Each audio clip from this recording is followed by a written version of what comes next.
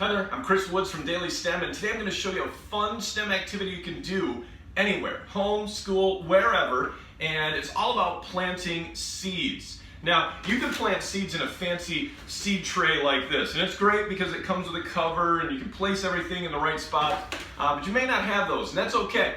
One of the fun things you can do is recycle or repurpose different things that you have maybe around your home, like a takeout container. Now this one had chicken in it, and this cover is great because that's going to help keep the moisture and the warmth in to help those plants growing. You could also use some juice containers, anything like that. But my favorite is to use empty water bottles, clear plastic water bottles, or soda or drink containers. Now, I'm going to show you why in a minute. I'm going to show you how we're going to do this.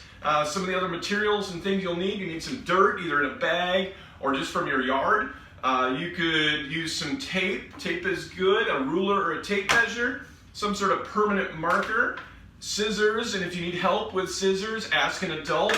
Of course, some water so you can water things, but we gotta have some seeds. Now, a quick thing about seeds is a lot of seeds are hybrid seeds, and so when you plant them, like from a seed packet that you get at the store, it's going to produce a hybridized plant. Now, if you save the seeds from that and try to plant them again the next year, they're not gonna be the same.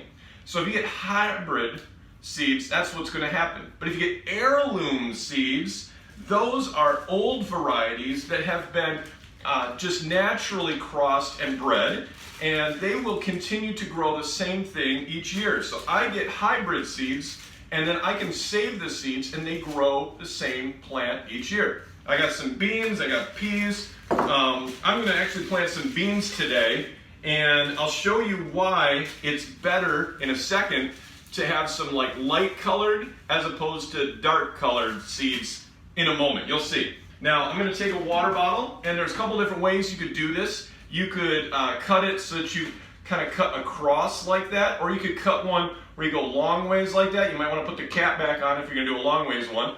But the nice thing about water bottles, you can kind of flatten them. So I flatten it. I'm going to cut it about a little over halfway up, and now I've got that little pot there. Now, what makes this pot so good?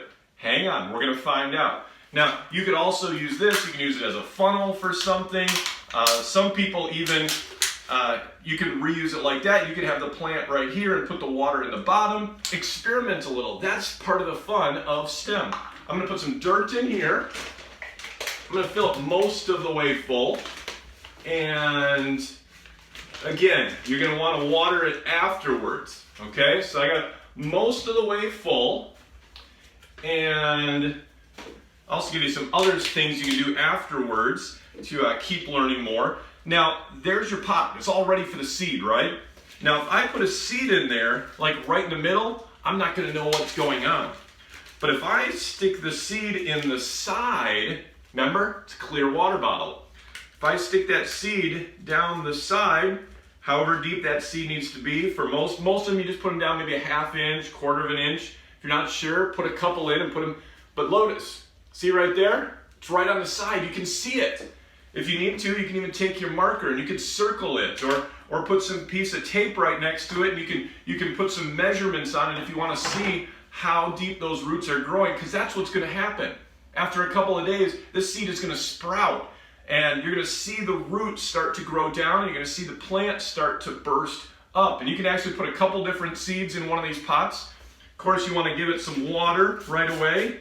If you're not sure how much water to give it, guess what? That's part of science. Maybe do 2 of them and see which one you put more water in, one of them you put less water in.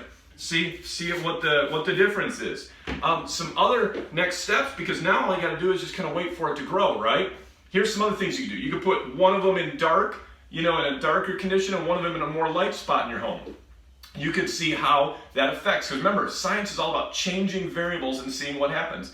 Like I said, you could water one more than another. You could also put one warm spot in your home versus a colder spot in your home, yet still getting the same amount of sunlight. Only try to change one thing at a time if you want to be a scientist. That's called changing a variable. Some other things you could do after this, you could, of course, like I said, you could cut some water bottles, make like a trough and do it that way. You could figure out a way to make sure this doesn't tip over, because especially as that plant starts growing, It's going to be tippy. Beans, I like beans for fun because they're quick, they sprout, and they grow up big and tall pretty quickly. But if they grow tall, you got to find some way to support them too. So think about what kind of things you have around your home that you could use to support that seed as it starts to grow.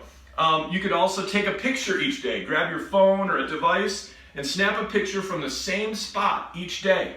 And you can turn those into a stop motion film or a time lapse, and you can see that, and it looks like it's growing super fast. And how fun is that? You can also keep track of how much they grow each day. Write it on some paper, some graph paper. You can even graph it. You could also count how many, if you plant 10 of them, how fast does each one germinate? How many of them germinate? That means sprout. Some other things you can do. You could also take the seeds once they get big enough, and you can plant them outside. Maybe you can create a garden in your home, or even start thinking about composting and thinking about the different foods that you eat, like all the banana peels and the orange peels and the leftover bits of lettuce and things like that. But don't put meat in compost. You can learn more about compost on a lot of places on the internet. But most of all, find something to make learning enjoyable. Okay? And maybe keep experimenting. See if you can come up with a better way to plant these seeds. See if you can find the best way to get these seeds to grow. Now, this is just a start. Hopefully you have some fun. Hopefully you got some ideas now. And hopefully you have a great time growing maybe your next meal.